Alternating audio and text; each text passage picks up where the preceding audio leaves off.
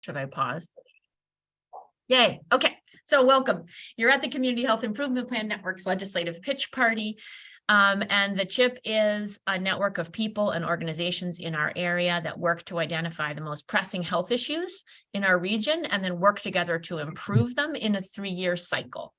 So you can see on the screen our current mission, which is, as I just said, sort of to understand what's going on from a health perspective here, figure out what our strengths are, what the gaps are, and work together on filling them, and to increase our collective ability to address those problems by working together. There's a little picture of the poster of our current priorities, and this is our current structure, which includes working groups on increasing the age at first use, reducing anxiety and depression, and reducing diabetes, each of those structured, as you can see, in a way that is much more comprehensive around increasing opportunities for healthy eating and active living, increasing mental wellness and resilience and the ability of peers to support each other, and much of the work of the Communities That Care Coalition, including a new Community Supports for Youth work group. So that's our structure, and we have a steering committee. Thank you, steering committee members.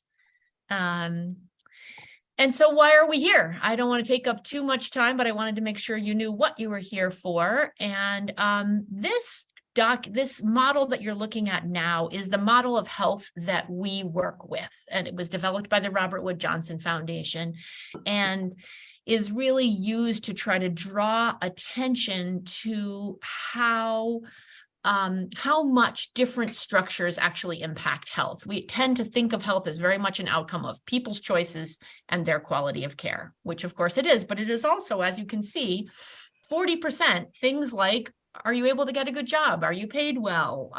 Do you feel safe in your home? Is your community safe? And then the physical environment, can you bike? Can you walk to work? Is your air clean? Is your water clean?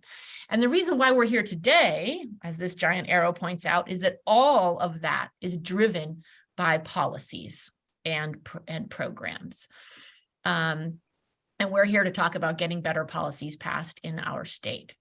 So in Massachusetts, our legislature meets in 2-year sessions, and every bill that doesn't pass in one session has to be refiled in the next one. And our new legislative session opens in early January, and we're gathering here today to hear proposals from our members about what our priorities should be at the State House over the next 2 years. So we're recording, as you just noticed, and anyone and everyone involved in the CHIP will have a chance to weigh in the next few weeks. And the CHIP steering committee will then use your feedback to select a small number of priorities. And these will be bills that we will work hard to track, to send in testimony in support of, talk to legislators about, and more. I want to make one thing really clear. There are so many other important priorities that are not represented here today. Like our friends at the FRTA had a conflict for this meeting, and some of our priorities aren't settled yet because the session isn't over. The formal session ended in the summer, but we're still in informal session in the legislature, and there are still things like the SAFE 2.0 bill that I spent lots of time over the last few years working on that we really hope will get dealt with in this informal session. So there are going to be things that are going to come up that are going to get added to a priority list.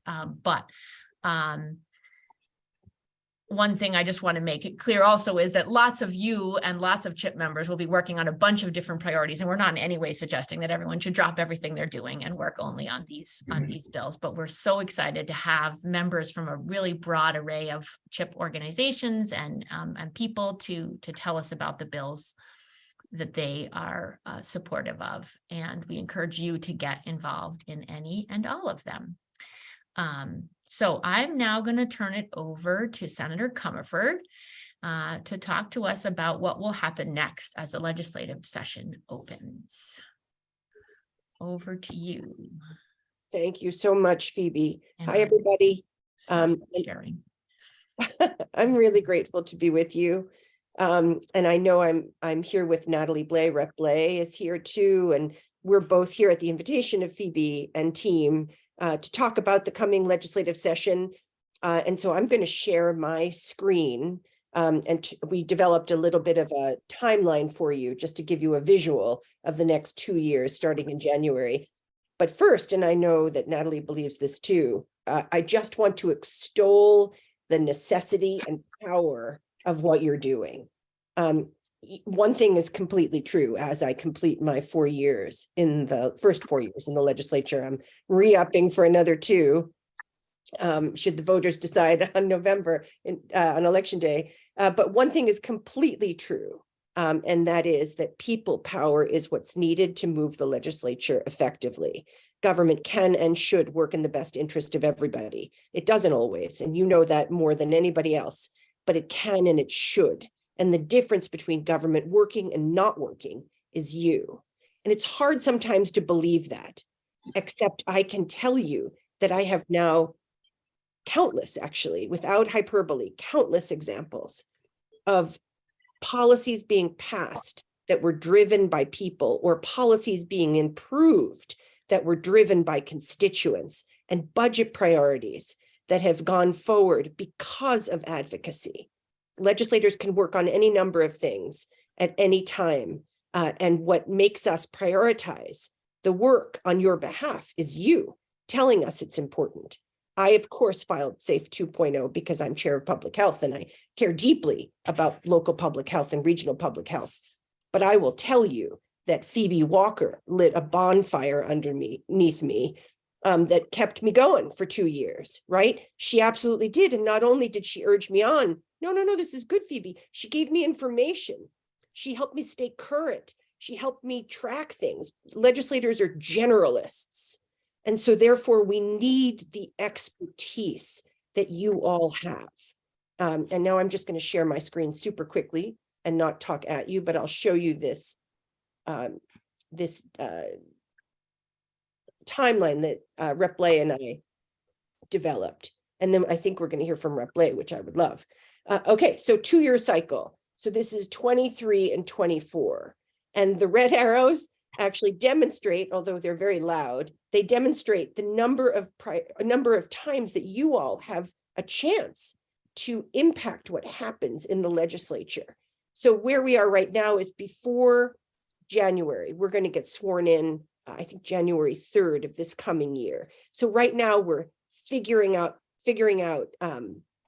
how to, shape the existing legislation that we had that didn't make it, or the promised legislation, and we're thinking about new ideas. And that's what happens now.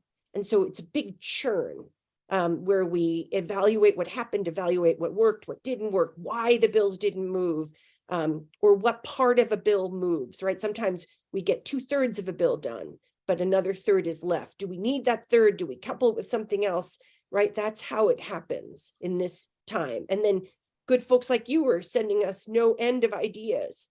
You didn't get this done. This needs to be done. Now that a policy on, for example, net zero buildings is going into effect, we actually have to help not only new construction, but renovations. And so that's what's happening here before the first block. Then we file legislation. It gets filed in the 3rd week of the first year, January 20th this year. You're powerful. You've already shaped or helped us prioritize the legislation because of what's happening right now. And then we're on to co-sponsorship. We won't in the Western region file all the bills you think are important.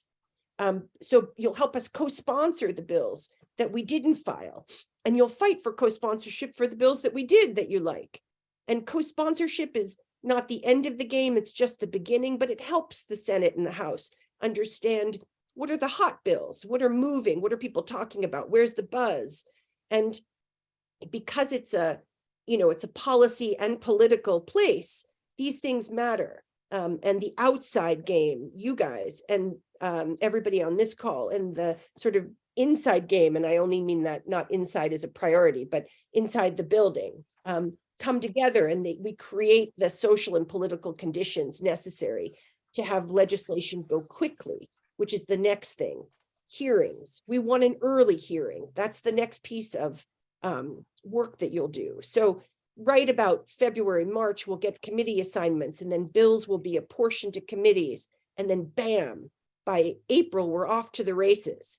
And the first bills to get hearings win. That's just true. You want them to get an early hearing because we grind so slowly.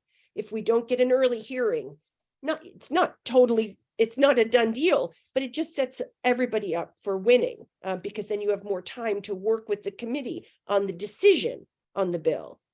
So you want an early hearing, so you lay it all on the table soon, and then you start the advocacy for that committee's decision. Because often that committee is not the end of the road. It needs to go to destination committees, which are different in the House and the Senate. It might have to go to Rules or Senate Ways and Means or Healthcare Financing, which are the ultimate mama destination committees. But by the Joint Rule 10 Day, which is a very archaic term, it's the first Wednesday in February of the second year, so February 2024. Any bills that are not disposed of, and disposed doesn't mean chucked, but means decided on, need to get decided on. Now, this is, of course, not a complete rule.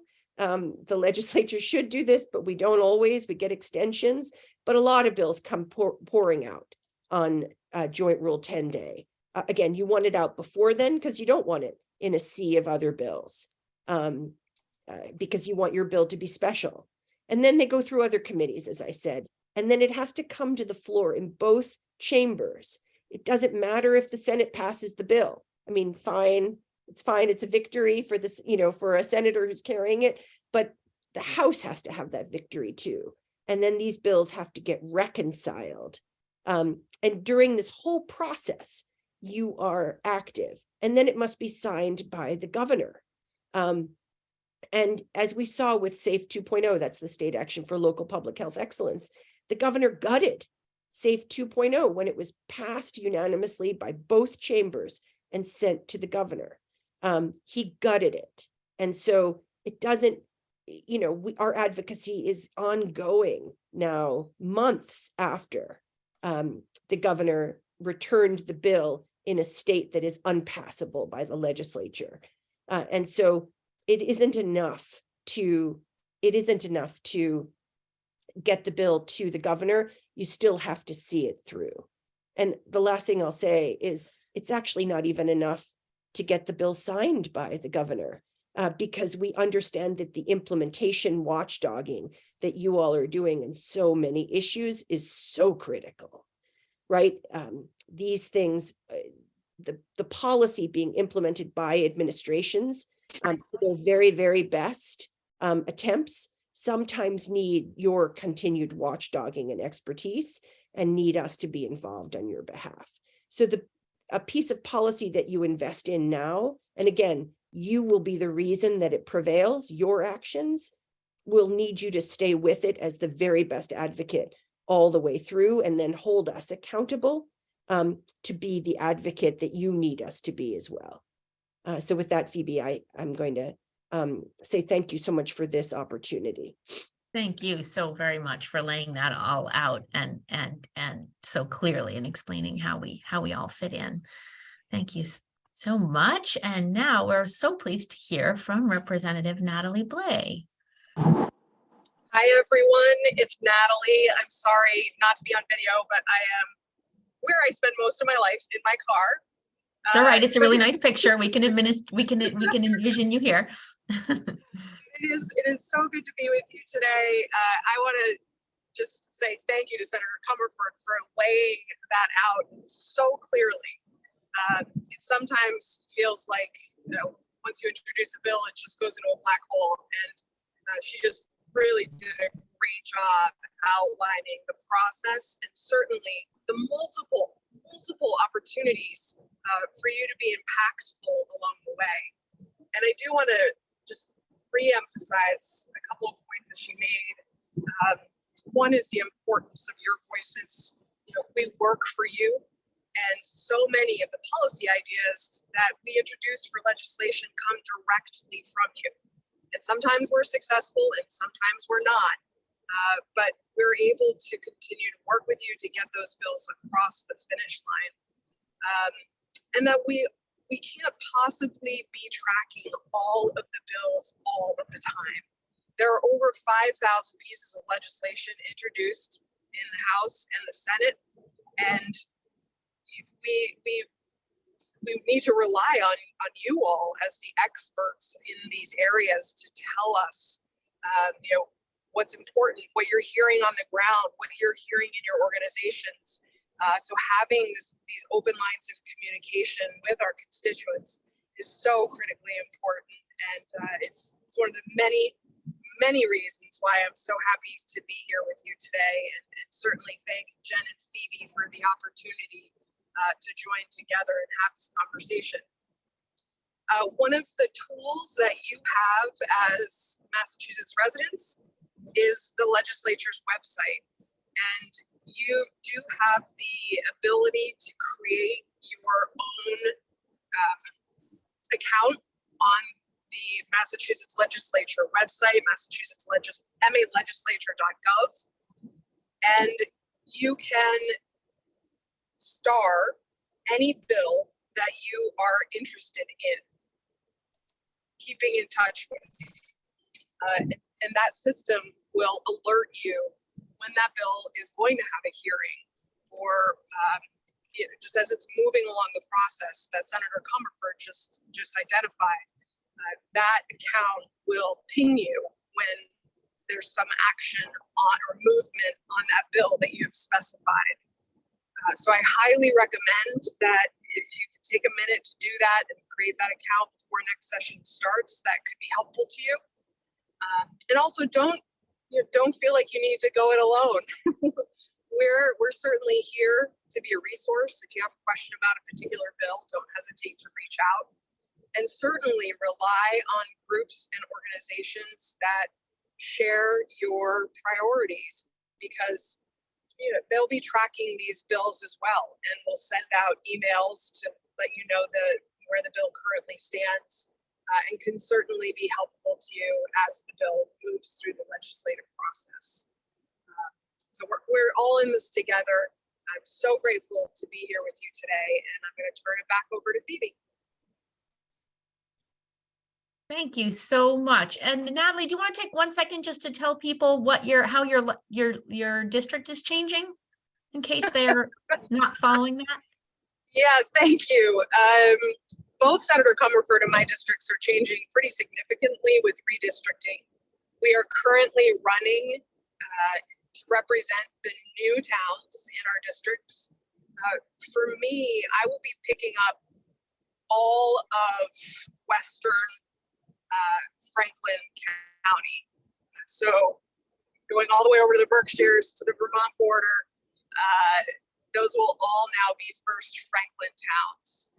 And I will also be picking up half of Greenfield, the southern half of Greenfield, precincts 5, 6, 7, and 8. And Representative Whips will be picking up the other half of Greenfield. We'll be working together to support Greenfield residents going forward.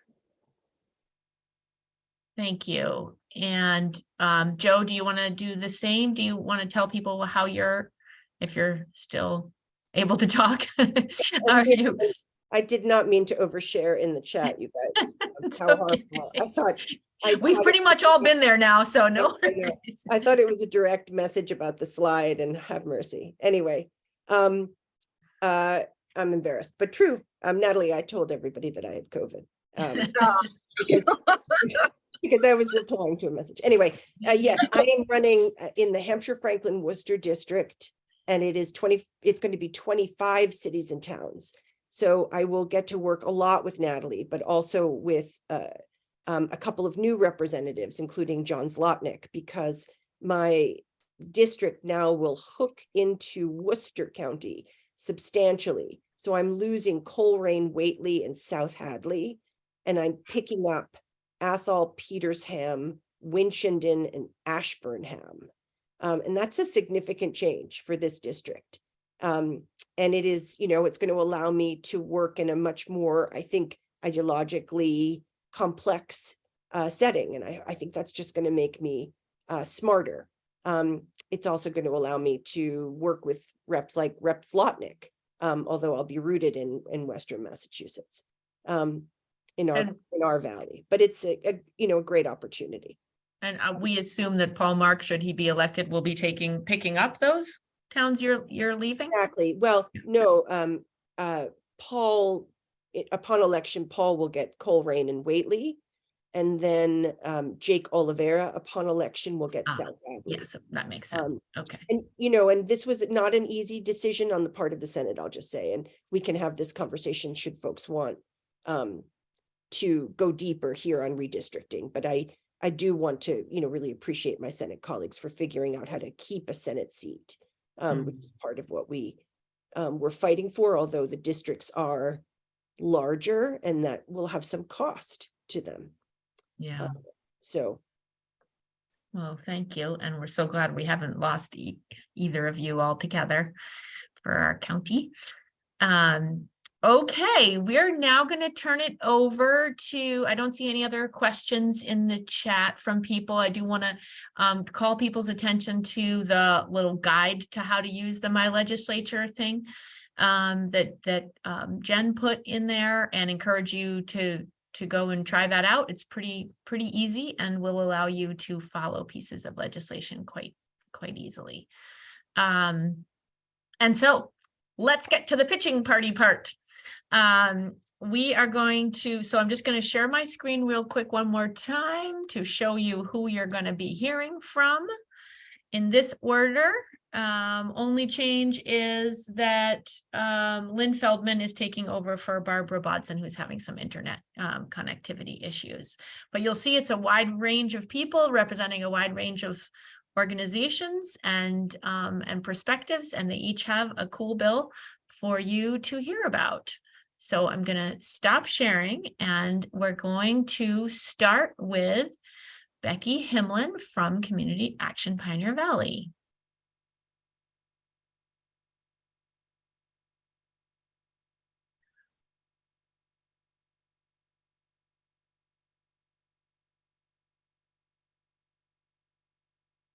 Becky, we can see your slide. We cannot hear your voice if you are talking. Oh, sorry about that. There we go. Concentrating on one thing and forgot about the other. Okay, so that's great. Yeah, this is really hard to keep to 2 minutes, but I'm doing my. I've timed it. It's 2.5. Okay. I'm talking about an act to, or I'm advocating for an act to expand access to high quality, affordable early education and care. This is something that Community Action Pioneer Valley is very concerned about, and we do run Head Start programs throughout the region, including Franklin County and North Quabbin. The act would provide a framework for directing resources to improve access to care and improve the quality of care by both helping providers with operational resources, such as resources to increase early educator salaries, and also to families who would be provided with increased subsidy, with the goal of eventually people should not be paying more than 7% of their income on childcare costs. This is really important and connected to health for a bunch of reasons. Essentially, children need access to learning opportunities at an early age and social opportunities while their brains are developing. And it's high quality early education and care is associated with lifetime benefits in terms of educational outcomes and health and well-being. So those things are all, and you can also identify problems early, developmental delays that you can address at an early age, and prevent costs later on. A couple of things as to why it's so important right now. There's been a childcare crisis in the state for a long time. It was only exacerbated by the pandemic, but we have been losing slots, losing providers, especially in family daycare providers. It's been trending downwards for a long time. The pandemic, had a number of providers going out of business totally. That has bounced back some, but we're still not at pre-pandemic levels in terms of slots available for folks. And it's really hard, like even for our Head Start programs, to maintain staffing, given the cost structure that we have to work with. And also with COVID, there have been classrooms closed and all kinds of things. And you need to provide substitutes, and you need to recruit early educators, and you need to pay them more than they're getting now. So also, just as a point related to Franklin County, there's about a third of kids that are living in Franklin County that are living in families with 200% of poverty level or below. And that varies, so that in Greenfield, it's higher, like around 40%, and the North Quad in some communities over 50%. So this act would also be prioritizing families with lower incomes, right? So they would get assistance first, and hopefully increasing equity. So I think that's probably my 2 minutes. Fabulous. Thank you so much. Yay. Much appreciated. And as I had said before, we're going to send out links to everybody's information afterwards, and you will, and also a form that you will be able to give input in, and Jen will tell us how that works in a little bit. So next up are Susan Wargaftig from the Housing Greenfield Coalition and Pamela Schwartz from the Western Mass Network to End Homelessness. And Mary King, you're after them. Okay, I'm going to try to do this quickly, which is complicated, but we're going to try anyway. This is called the Local Option for Housing Affordability, commonly known as the transfer fee. What we are talking about is in Greenfield, in Franklin County, we know we've got a housing crisis. And if you don't have housing, your opportunities to either get better physical or mental health are severely limited. So housing is essential. In our region, the ability to be able to build new housing or renovate housing so that it can be used in a different way is extraordinarily difficult. We are paying Boston prices, but we have rents and housing ownership at a much lower level. So we are in a situation where we need to find another way to be able to afford to subsidize housing so that we can build it better.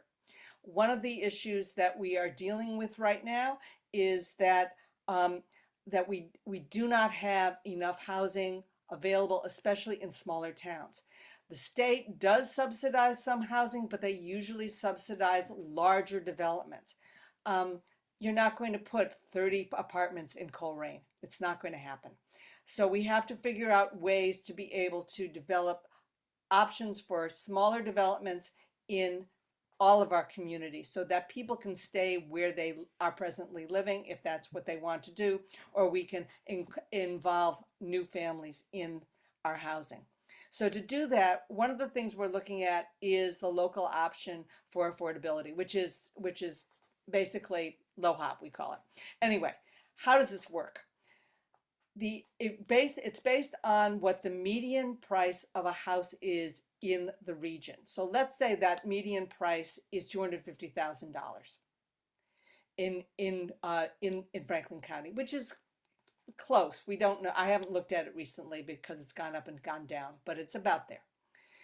If the house that you are buying went for sale for $300,000, the transfer fee of 1%, if that's what the town chooses, would be a 1%, it would be $500. Doesn't sound like much, not a big deal. And that can be added in terms of the person who is buying the house, that can be added to their mortgage. It's really not going to change the value or the cost of their house very much. But in Franklin County, even during COVID, there were 2,000 transfers of property. If half of those had that $50,000 transfer application and we had $500 from each of them, that's $5 million. We can do a whole lot with $5 million in terms, especially of small development. And one of the things I should mention is that I am now working with Linda Dunleavy about the idea of trying to do a regional housing trust rather than a town by town housing trust. And if we can do that, it means that the administrative costs would not be burdened onto the small towns. So we're trying to figure out a way to do this to make it make sense. This transfer fee only goes to affordable housing, nothing else. I'm going to turn it over to Pamela to talk a little bit more about the more statewide and regional approach on this. Hi, everybody. Good afternoon. Thank you, Susan. That was a great lay of the land. I think what I want to add, and I will, when I stop talking, find a link to the fact sheet that the States Transfer Fee Coalition put together, is provide the context for this. I mean, what would, first of all, important context, Senator Comerford is the lead sponsor. And so this is one of her babies. And so it's wonderful that she's out front on this. And it's a wonderful opportunity for us to support her leadership. The reason she's out front of this, I mean, we all know that statewide affordable housing crisis in Franklin County is no exception. It's just utterly pervasive and so huge. And towards that end, there is a statewide transfer fee coalition to help pass this bill. It really is a local option bill to give each community the option to consider every possible tool to address the affordable housing crisis. There are hundreds of organizations statewide that are part of this coalition. The network is part of that. Green and Greenfield is part of that. And in turn, so to support the transfer fee bill is not only to support our own legislators' leadership on this critical issue, but it is to plug in to one of the singularly defining issues of our Commonwealth, which is the lack of affordable housing. So this bill affords this group the opportunity to be named, to be counted on that issue. The other thing that I want to let you know is that transfer fee, there are meetings afoot, but I'm very optimistic. It's a very early stages where we are going to organize ourselves across the state to connect across a number of housing issues and have a housing justice platform and an affordable housing, big picture affordable housing platform, so that, and that protects around housing stabilization, preventing evictions, preventing the loss of affordable housing. So that equals right to counsel and evictions, an eviction record ceiling, and Tenant Opportunity to Purchase Act, just for example. That is something that is afoot. And the reason why I think it's so compelling for this group to attach itself to the transfer fee is both because of what the transfer fee affords the region, Franklin County, and because it's also a foot in the door to being counted around this housing justice, housing affordability movement that is afoot. So I want to just give you that slight foreshadowing of something that I think is very exciting for all of us across the state. And I would love CHIP to be counted in that. Thanks. Thank you so much, Pamela. Great to hear about the broader housing justice work, sort of agenda as well, coming together across the state. And you'll send us information about that we can share, I'm sure. Okay, great.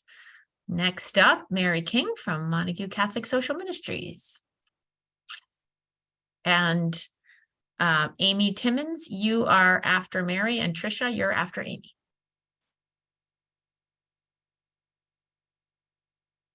And Mary, we see your slide and we do not hear your voice if you are talking.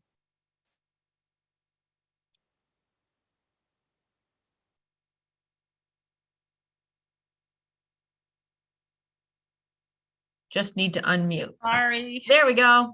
Okay, so you can see my slide and I better talk fast. First of all, thank you so much for inviting me. And these are really important issues. They all deserve to be supported.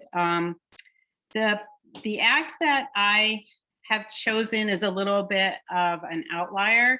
It's an act to promote employee ownership. That is the ownership of companies by employees. And then it's a twin act. So it has an act enabling the creation of a Massachusetts Center for Employee Ownership. So this is kind of like a long range incentive. And the reason why I like it is a lot of reasons. First of all, it has momentum in it. It's already kind of made it to be assigned to committees, and it's been rendered favorable. It gives it gives companies, both companies and individuals who work, incentives to purchase shares in the company. So be part owners. And it's just like it's an interesting piece of legislature. It has a good chance of passing. It's been rendered to revenue. So, that's kind of it's a little stealthy in that sense.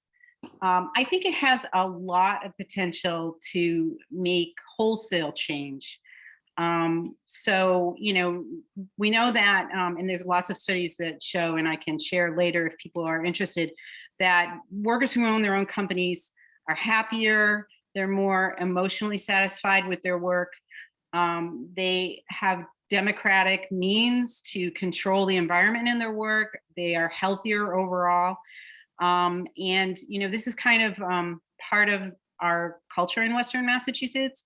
So, but there's lots of impediments for workers to own their companies and vice versa for companies to allow workers to have shares. So it's not just that, these are, now they call the purpose-driven companies.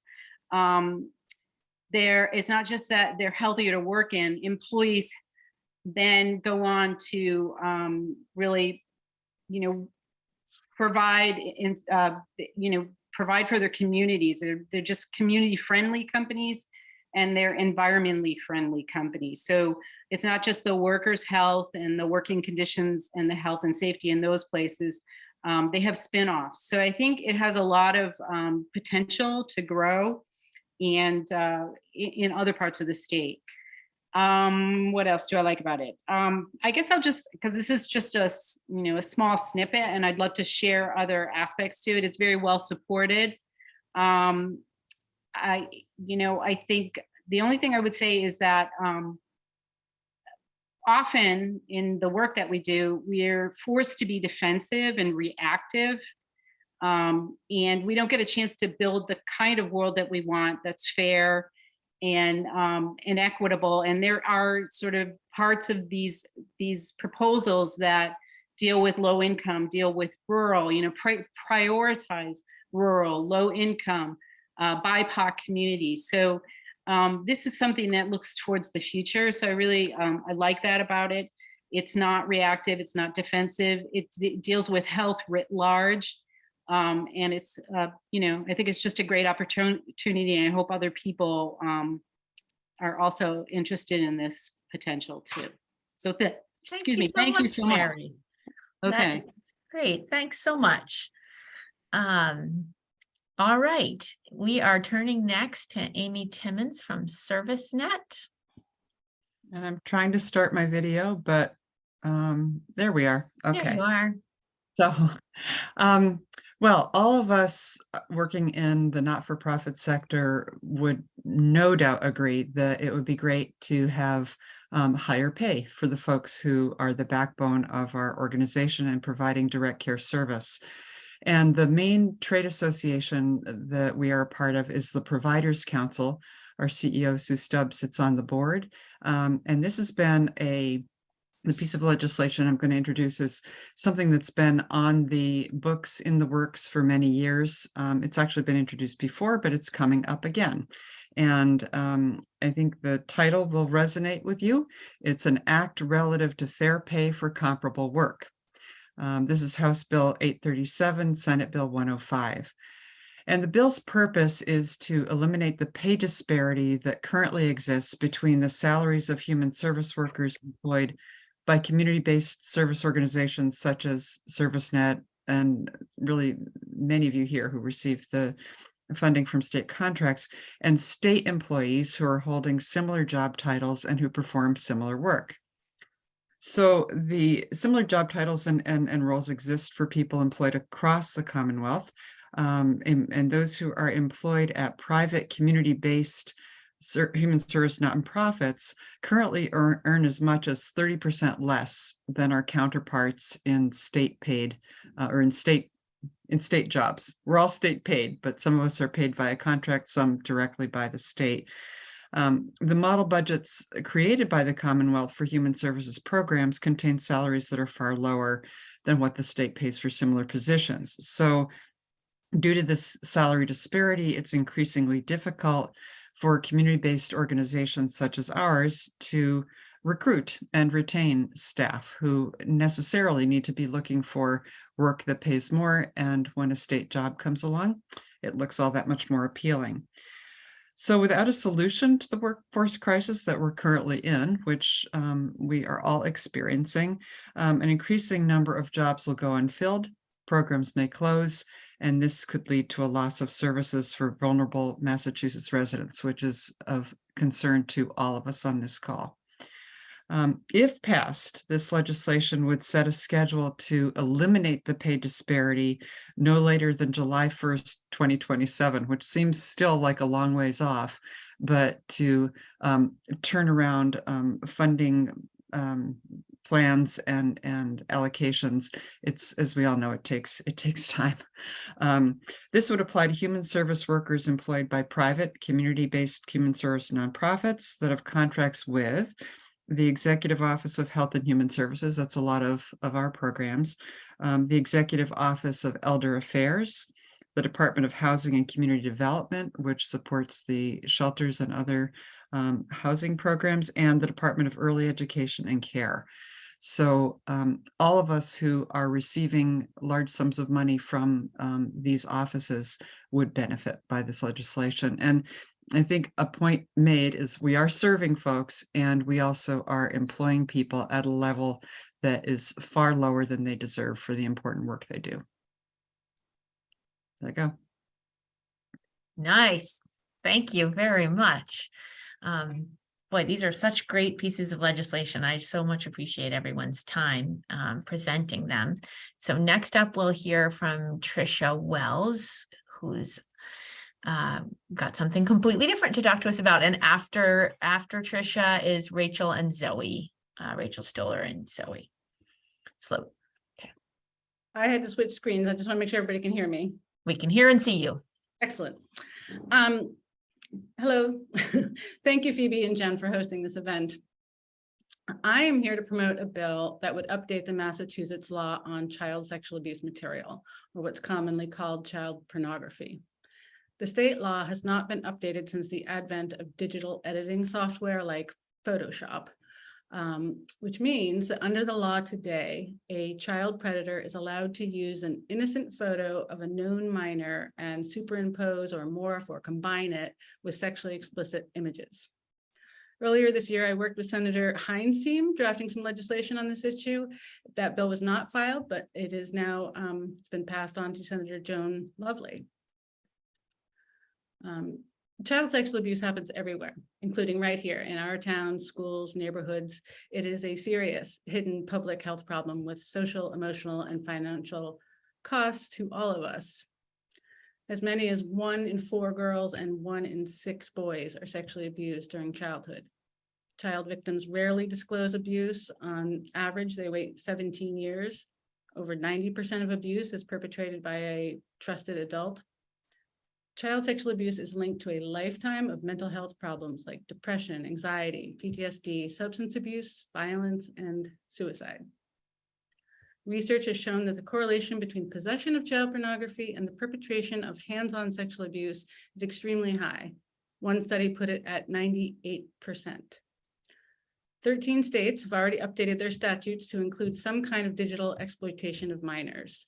The Virginia law, for example, simply states that it is illegal to use an identifiable minor's image as a subject in sexually explicit material. If Massachusetts adopts that standard, we could protect more people statewide and right here in our communities. Let's bring this law into the digital age. Thank you very much. And do you want to tell people who you are? Oh, I'm Tricia Wells. I'm a social worker here in Greenfield, and I sit on the board of directors for Mass Kids. Thank you.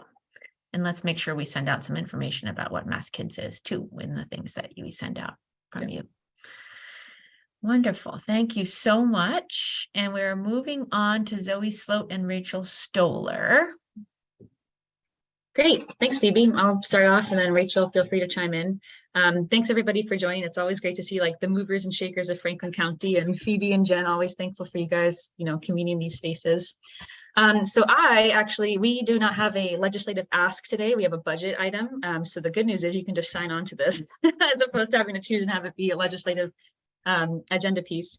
But I work at, so I'm Zoe Sloat. I work at Community Involved in Sustaining Agriculture, which is one of the buy local organizations that works in Franklin County. And we have sister organizations across the state. And we also work with the Mass Food System Collaborative to increase local food access to all residents of all ages.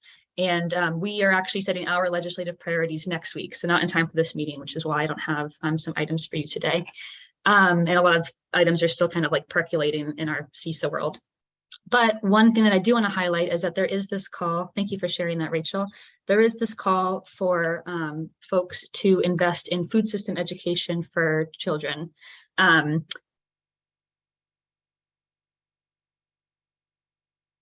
could go on and on about this. I'm sure we all have a very fond memory of at school going to visit the apple orchard, or maybe your teacher grew lima beans in class and you got to see how that worked. But there's this desire for more food education in schools, and to tie that in with more in the classroom, outside in the garden sort of programming.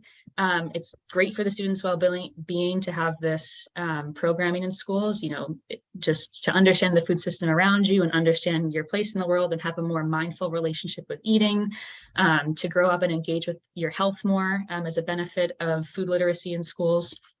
And having a greater connection with food has also been shown to improve mental health. And I know that we've had a lot of conversations, or it's been brought up about mental health in youth in this group.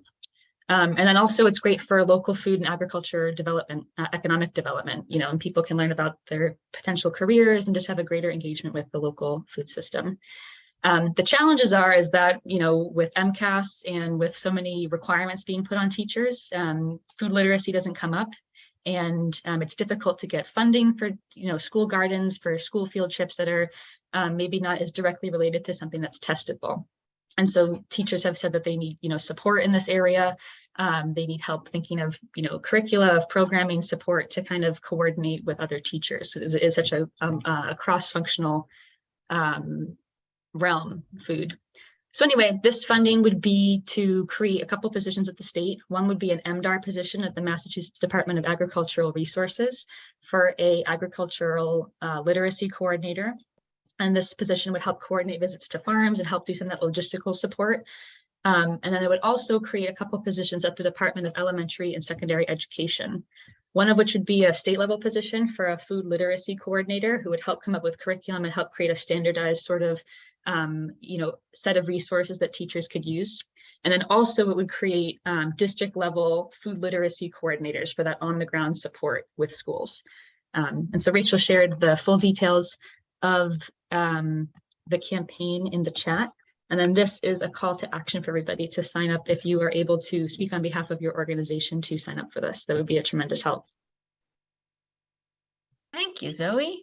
Yeah. Thanks, Zoe. Yeah, Rachel, do you have anything to add? Well, I just have two short things to add. One is the importance of food literacy in connection with food insecurity. We have a tremendous problem with food insecurity. It's gotten even worse during COVID.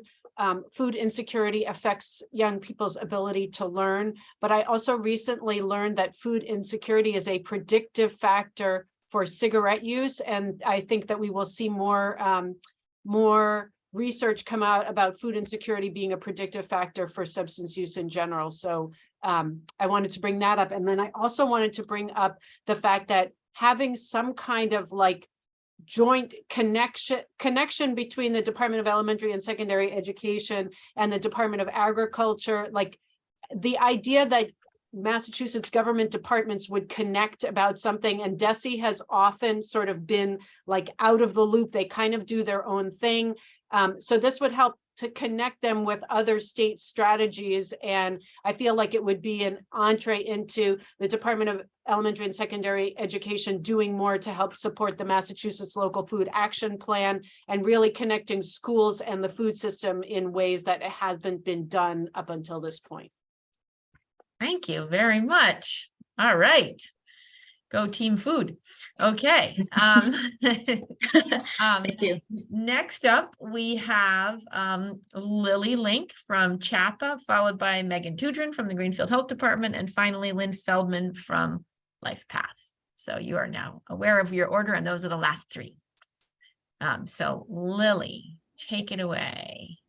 I get co-host privileges so I can share some slides. I think you probably have it. You can Lily, probably you share your should be slide. able to share Yeah. without being a co-host. Great, perfect. I didn't even check, honestly. All right, here we go. So my name is Lily Link. I work for the Citizens Housing and Planning Association, commonly referred to as CHAPA. We're a nonprofit organization that does statewide advocacy to increase the production and preservation of housing that is affordable to low and moderate income households. And we've been working with FRCOG for the past almost 2 years doing local advocacy in Franklin County. The piece of legislation that I wanted to pitch today is an act codifying the Massachusetts Rental Voucher Program. It doesn't currently have a bill number because it's been changed a number of times. The Massachusetts Rental Voucher Program, commonly referred to as MRVP, provides housing vouchers to eligible households. The voucher holder pays 30% of their gross income towards rent, and the voucher covers the rest. It's tenant-based, meaning the person who receives the voucher takes it with them if they move to a different apartment. And it currently assists 10,000 low-income households. So there are many folks benefiting from this program, but it's not currently in statute, so it's subject to uncertainty through the annual budget process. This act would codify MRVP and the program rules.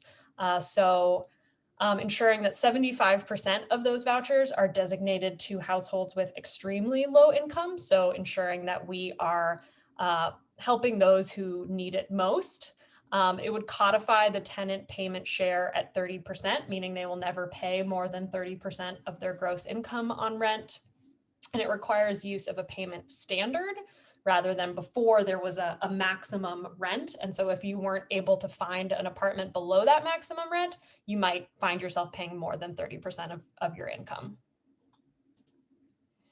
It also increases the administrative fees for administering these vouchers, which is typically done by local housing authorities.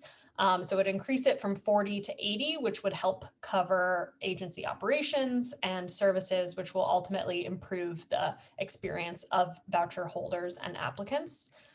It requires inspections, which I think is really critical to ensure that the housing folks are moving into with these vouchers is actually safe and healthy for them. It would improve data collection by implementing a voucher management system, hopefully making everything more efficient and effective. And it would allow unspent funds to carry over annually. I think this would be a great piece of legislation for Franklin County specifically. As we've talked about, housing is a critical determinant of health. We've seen a lot of need for rental assistance in Franklin County. And as I've heard from a lot of people, the demand continues to exceed supply.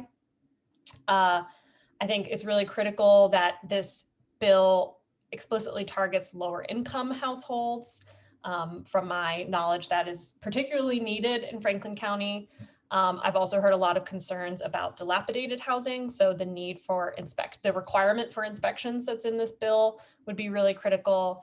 And of course, funding local housing authorities enables them to improve the services, the critical services that they provide. So support codifying the Massachusetts Rental Voucher Program.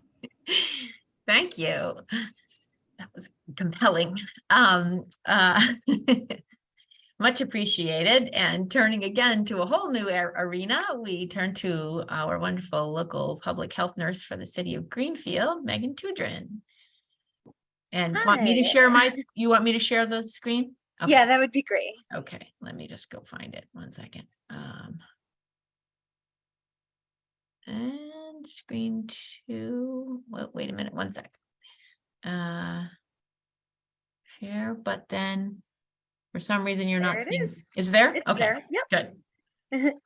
So the bill that I am most interested in is called the I Am Bill, and it's an act to increase access to menstrual products in homeless shelters, public schools, and prisons.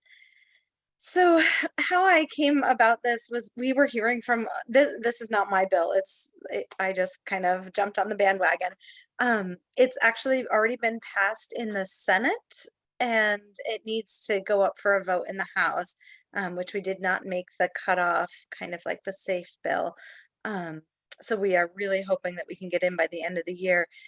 But half of the world menstruates. And when people go into a public bathroom, or you expect that there's going to be toilet paper or paper towels or soap, but there's never menstrual products, and if there are, they're not free.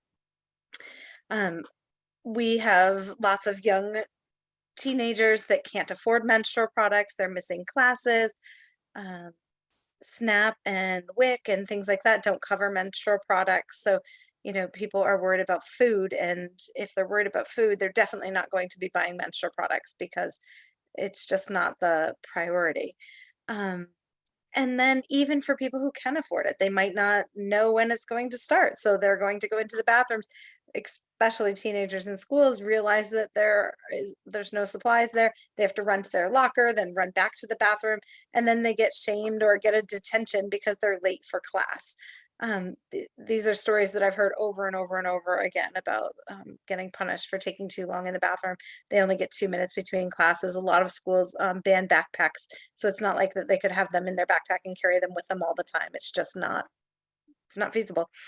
And then homeless shelters, menstrual products are the least donated thing to shelters, and again, people are going to choose food and housing over menstrual products, and it's just not fair. So we're hoping that this bill passes, and I know that finances are one of the big things, but nobody asks who pays for toilet paper. In fact, we just tried to get this in Greenfield, and one of the people I talked to was like, "Oh, we're gonna have to bring this to school committee and see if they'll pass it." I'm like, "Why? Do you bring toilet paper or paper towel issues to the school committee?"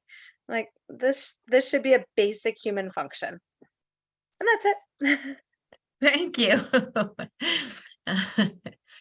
And you're getting some appreciation in the chat for the gender neutral language here, and appreciation for the way that the bill is respectful of all the different folks whose identities could be any number of things and who could menstruate, including what kind of bathrooms these things need to be in. So thank you for that.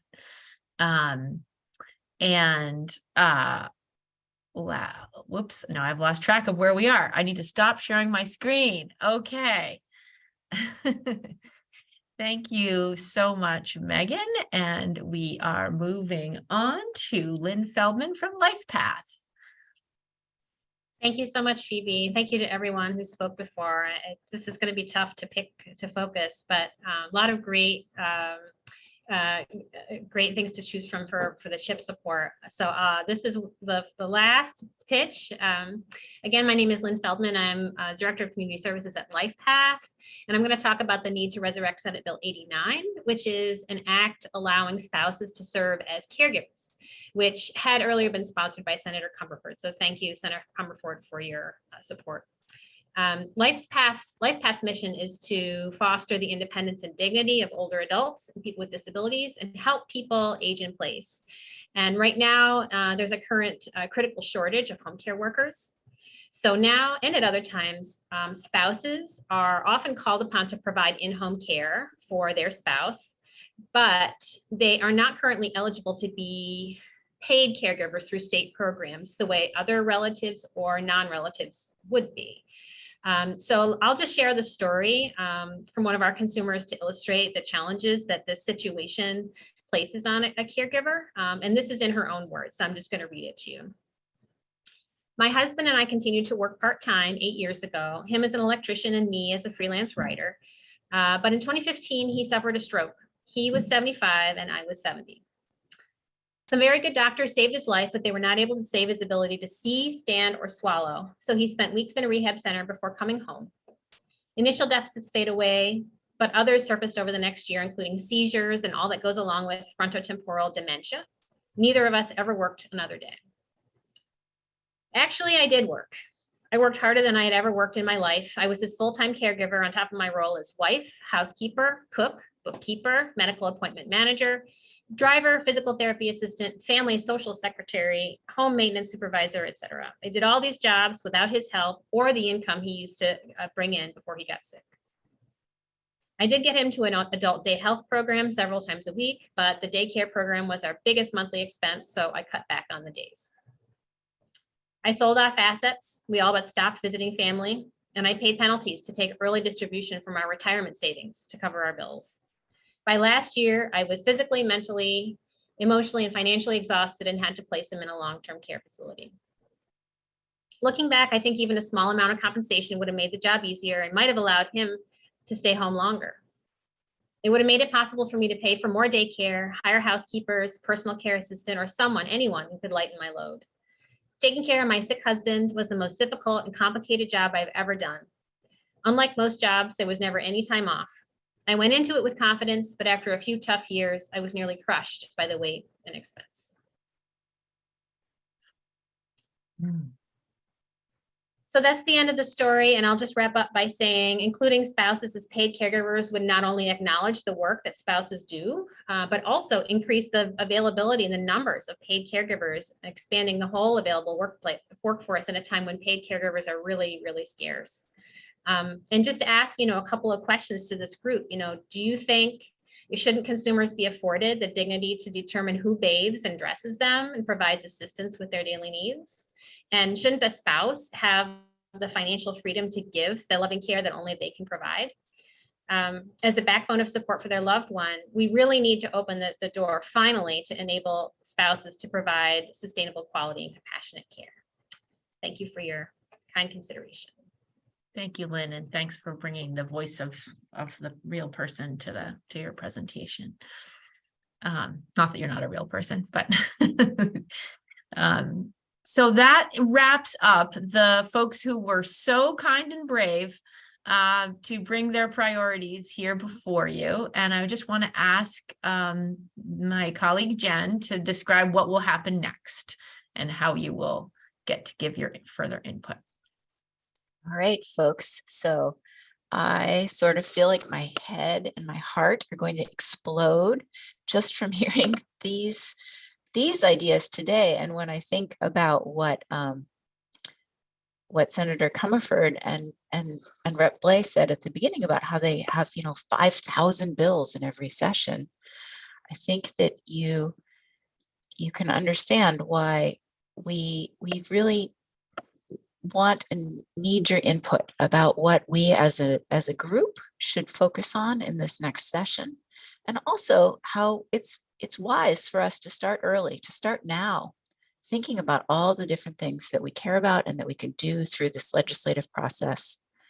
And so what's going to happen next is that I am going to send you a message tomorrow.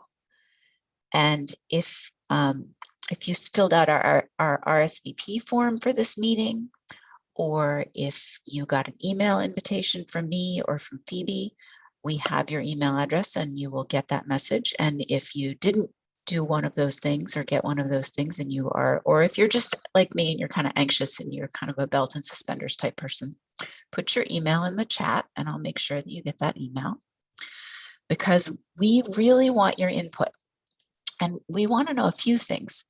We want to know what interests you of the things that you heard about today. What do you feel moved to pursue and follow up on through this next session?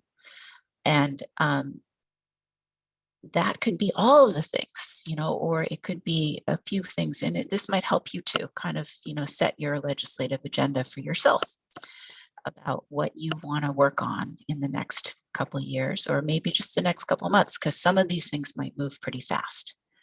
The other thing we really want to know about is, what are your thoughts if we had to choose, say, 3 of the pitches that you heard today for the CHIP to advocate for as a group in the next couple of years? What do you think is most important or most most productive for us to work on, or most closely connected to our work as people who are committed to improving health in Franklin County and our way of working. And we also want to know whether you have ideas about other things that weren't mentioned. Like Phoebe said at the beginning, there are lots of topics that weren't reflected in today's list of pitches by these courageous and talented folks. And so if you want to put some more things on the table for us to consider, there's a place in this forum for you to do that too. So that's the next step for you. And I'm also going to, make the recording available in case you want to review it, and you can also share it with other people, and I'll collect all the materials and slides that people shared so that you will have that information too. So you can go off on your own and hook up with these folks, or you can hook up with us. All of those things are possible. So I really appreciate you being here.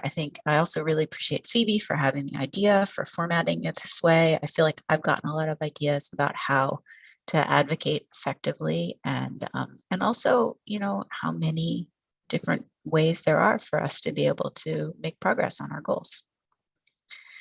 Thank you. I think that's it. All right. And I wanted to actually thank each of you for making the time to come here. We're all so zoomed out, so much appreciate your finding the time to come. Special shout out to the Community Action Youth Council members and the Perch Medical students who joined us here to see, to put a toe in the water and see what we're up to here. So really great to have you folks here joining us, and look forward to seeing. I hope that you feel invited to continue to be involved, and also to weigh in on the form that you'll get emailed. And I wanted to make sure that I did not close out without showing you one quick screen of the next few meetings we have coming up. So we've got a bunch of different working groups like we showed in the beginning. These are the upcoming dates for their meetings. And then we, as a large CHIP network, will meet again on January 18th to kind of hear about how are we doing reaching our 3-year goals, reaching the work that we've been working on at the end of the 2nd year and the beginning of the 3rd. So just wanted to make sure I shared you that. So thank you all so much. Have a fabulous afternoon, and you'll get the follow-up mail with the form and all the information about people's stuff. And Jen and I can hang around here for a little while if anyone has questions. You can, let's see, we can stop recording.